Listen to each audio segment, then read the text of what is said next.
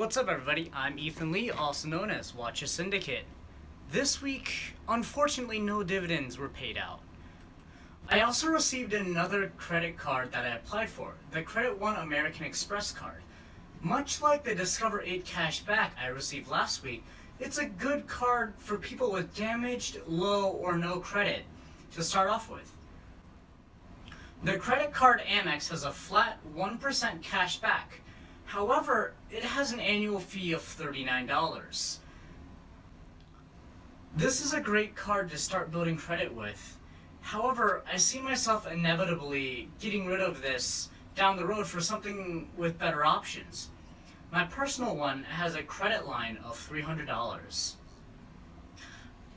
A nice little hack I found is the authorized user. Credit scores have several variables that contribute to it. Payment history, lines of credit, utilization, and hard inquiries.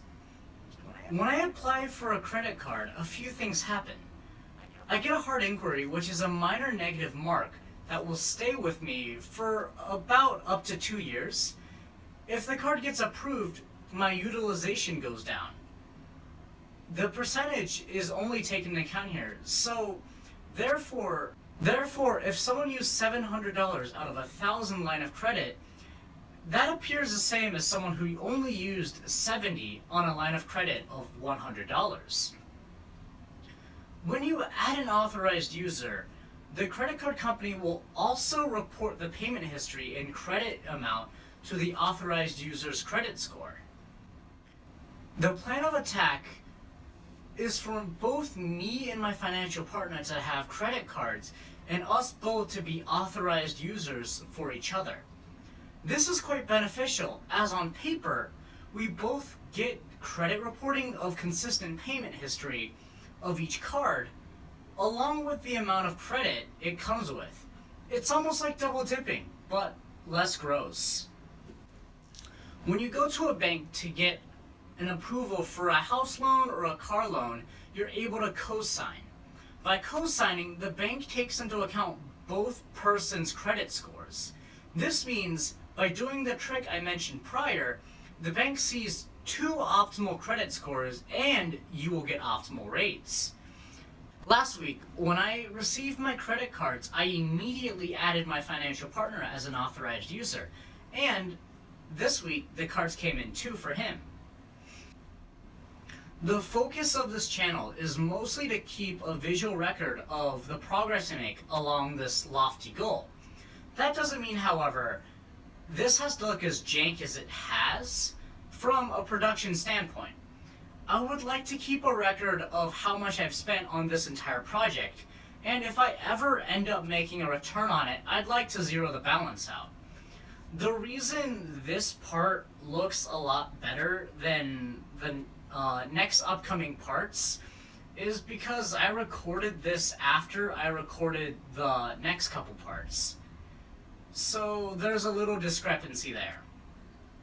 With that being said, I did a little bit of research and found that the Filmic Pro app seemed to be a good investment for the channel, increasing the video quality significantly.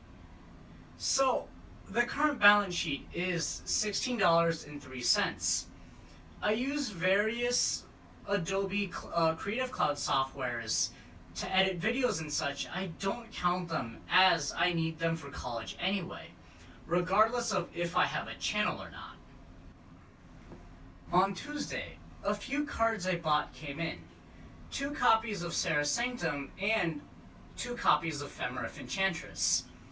Both of these cards are on the reserve list, which is a long list of cards that Wizards of the Coast, the company that creates Magic the Gathering, promised and swore never to print again. Therefore, whatever is left out in the world is all that there is in terms of supply. This creates one of the criteria for an investable asset: scarcity of supply. Cards on the reserve list range from pennies and nickels to tens of thousands of dollars.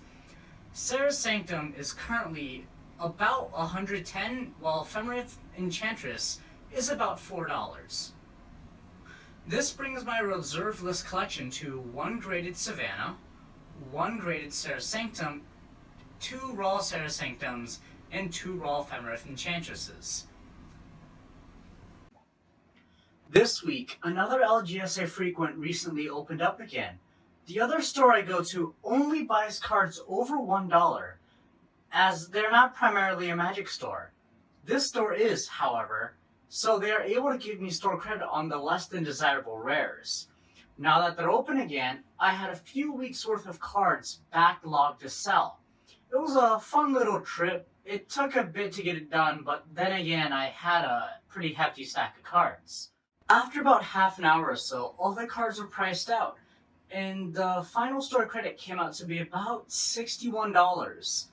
I had a bit of credit left over from before quarantine, so I used it to buy 2 large BCW 3600 count boxes. Most cubes I have can fit within a single 1800 count box, as current expansions only consist of 1 single set. Before, each full expansion consists of 2 to 3 sets that were tied together via story, much like books in a series. These groupings were called blocks. This allowed unique mechanical themes to be explored deeper than it would have been otherwise. Drafting a block involves all the sets within it. For example, with the release of Scars of Mirrodin, you would draft Triple Scars. 3 months later, when the new set released, Mirrodin Besieged, you would be able to draft either Triple Scars or Besieged and Double Scars. After another 3 months, the final set of the block released, New Phyrexia. Now you're able to either draft the 2 prior styles mentioned, or you could draft the entire block, one of each pack. This provides a unique draft experience not many new players have experienced due to the game designers moving away from the block structure. While I was paying, I noticed a box of cards from the most recent expansion, Ikoria, Lair of Behemoths. It turns out someone donated a couple booster boxes worth of bulk, commons and uncommons, to the store, and I was allowed to take whatever. I ended up sorting a good chunk of it so I could see what cards I needed for my Ikoria cube. I need 4 copies of each common and 2 copies of each uncommon. The free bulk propelled the progress of the cube from needing over 500 commons and uncommons to needing just under 20 that I can pick up and actually pay for. I used to have a lot of cards I didn't use, and they weren't used in cubes or decks, about 15,000 of them. I managed to distill that massive collection down to a few hundred cards, again not including the decks and cubes I play often. The one issue I find myself having, and what turns me off from keeping a massive collection for myself, is that little mental thought that continuously nags me, that I'm not actually using these cards for anything. Now, I could personally justify holding a couple pieces of expensive cardboard on the reserve list. Now, I could justify holding a couple pieces of extremely expensive cardboard that no longer can see any future reprint as an investment in sealed product as well, but just regular bulk that can be printed any time Wizards want to? Not that much. I can't really see myself justifying holding a lot of it that I wouldn't use. After getting rid of the most of them, I brought them to a friend of mine who loves brewing, a term coined describing the act of creating new decks and finding certain combinations of cards. I tasked him with building me a few low-powered commander decks that were pretty fun to play against each other as a little introduction kit that I could use to teach other players how to play Magic with. Commander is one of many formats you can play in Magic the Gathering. It's a format that has unique deck building restrictions. For instance, you must choose a single legendary creature to function as your commander of your deck.